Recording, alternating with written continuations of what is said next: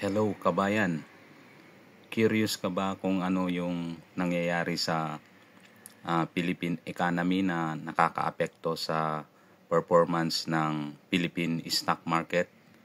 Ngayon ituturo ko sa iyo kung paano siya gagawin. Punta ka dito sa tradingeconomics.com. Pag nandito ka na, i-click mo tong three lines. Tapos, punta ka dito sa countries. And then, more countries. Tapos, dito sa Asia.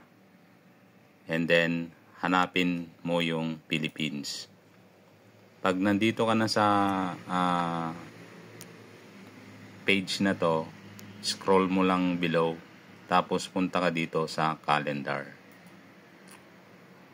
Ito, dito mo malalaman kung ano yung mga future na economic reports and events na schedule para sa Pilipinas.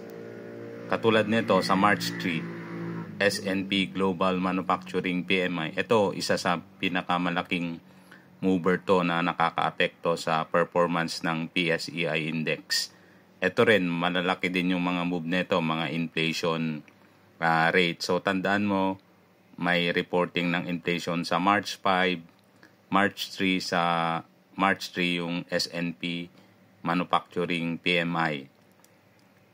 March 6 din, ito, malaki din to, unemployment rate. Pati to, industrial production. Malaki rin yung mga moves nito.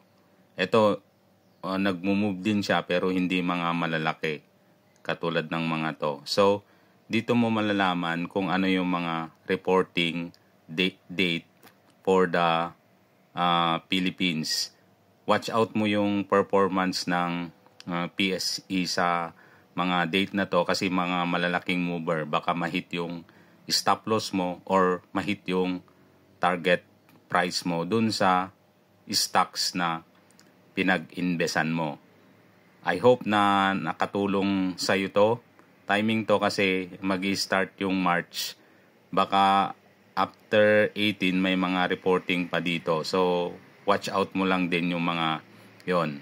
I hope nakatulong to sa iyo and see you in the next video.